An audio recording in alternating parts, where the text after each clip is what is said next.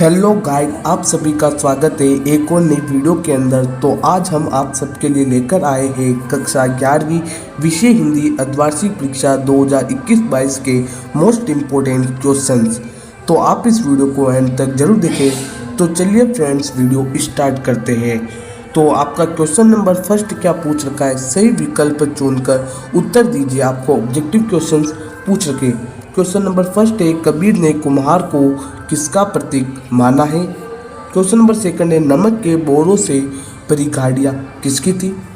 Question number third है, चित्रपट संगीत को पर्याय कहा गया है।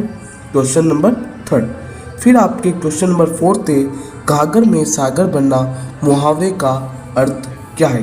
तो ये तो 4 क्वेश्चन थे, वो आपके ऑब्जेक्टिव क्वेश्चन थे और वो एक एक नंबर के थे। फिर आपका क्वेश्चन नंबर सेकंड क्या है। क्वेश्चन नंबर सेकंड है, रिक्त स्थानों की पूर्ति कीजिए। आपको फिल इन द ब्लैंक्स दे रखे हैं, आपको जो रिक्त स्थान है उनकी पूर्ति करनी है। तो पहला क्वेश्चन है कि मीरा ने रिक्त स्थान के जल से सींचकर प्रेम बेल को बोया, आंसुओं या कुओं। इनमें से आपको सही विकल्प को इसके अंदर लिखना है। नान भाइयों के मसीहा फिल इन द ब्लैंक्स कौन थे, मियाँ रहमत, मियाँ नसीरुद्दीन।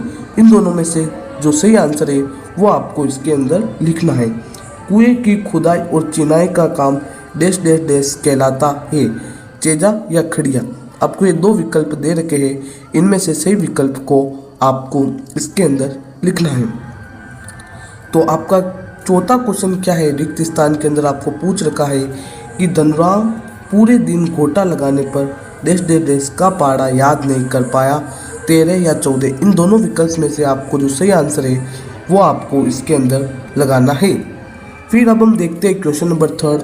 आपका क्वेश्चन नंबर थर्ड है, सत्य असत्य लिखिए। आपको ट्रू और फॉल्स जो आपको कथन दे रखे वो सत्य है या असत्य है वो लिखना है। क्वेश्चन नंबर फर्स्ट है, धनराम कुशाग्र बुद्धि का बालक था। दोहा और रोला मिलकर कुंडलिया छंद बनाते हैं। क्वेश्चन नंबर थर्ड, मुहावरे पूर्ण वाक्य न होकर वाक्यांश होते हैं। क्वेश्चन नंबर 4, डायरी हमारी सबसे अच्छी मित्र है। फिर क्वेश्चन नंबर 4 है, सही जोड़ी बनाइए। मतलब आपको सही जोड़ी बनानी है। आपको ख दे रखा है। फिर यहाँ पर आपको 4 क्वेश्चन पूछ रखे, आपको है ना जो उनको सही से मिलाना है। जैसे कम खर्च करने वाले को मितव्ययी कहते हैं, तो इसको हमने मितव्ययी से मिला लिया। पट का अर्थ पर्दा होता है, तो हमने इसको पर्दा से मिला लिया। शब्द गुण और प्रसाद माधुर्य होते उसको मिला लिया, और रस के अंग 4 होते हैं, हमने उसको मिला लिया।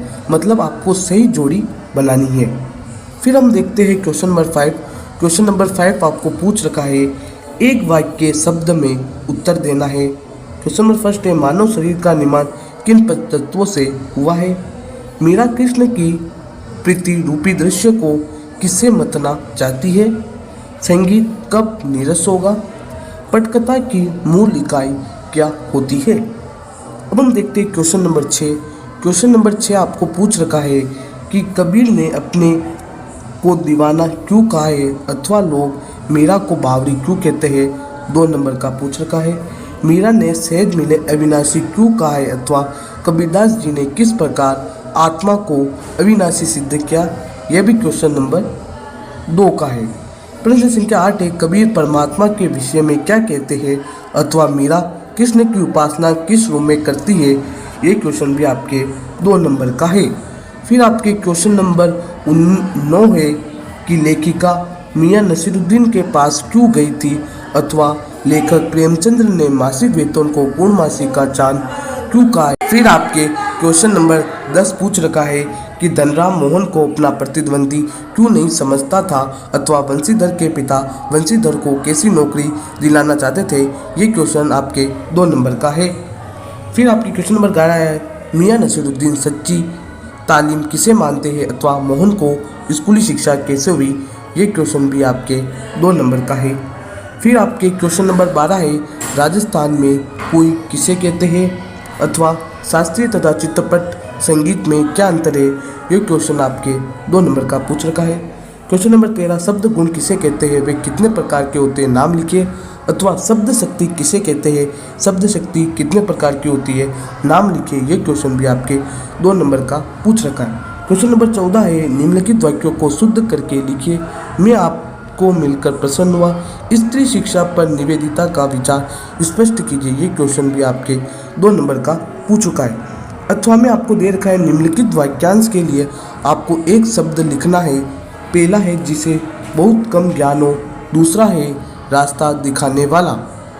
फिर हम बढ़ते क्वेश्चन नंबर 15 की ओर।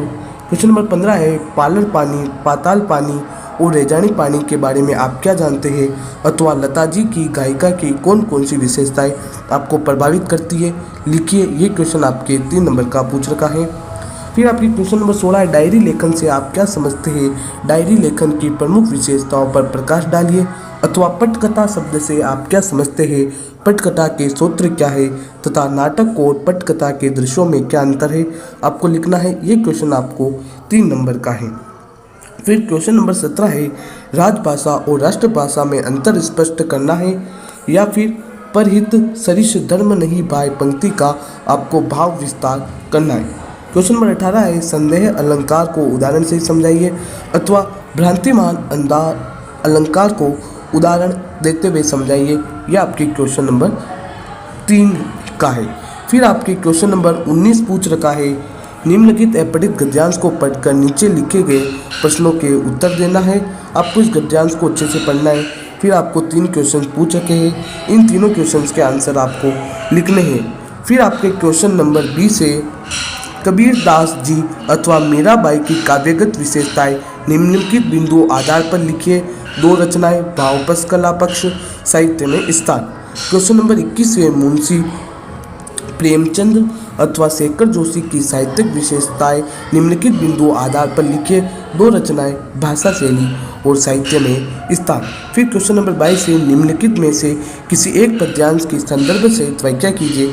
इसका मतलब आपको ये एक पद्यांश देख रखा है, इसको आपको संदर्भ सहित इसकी व्याख्या करनी है।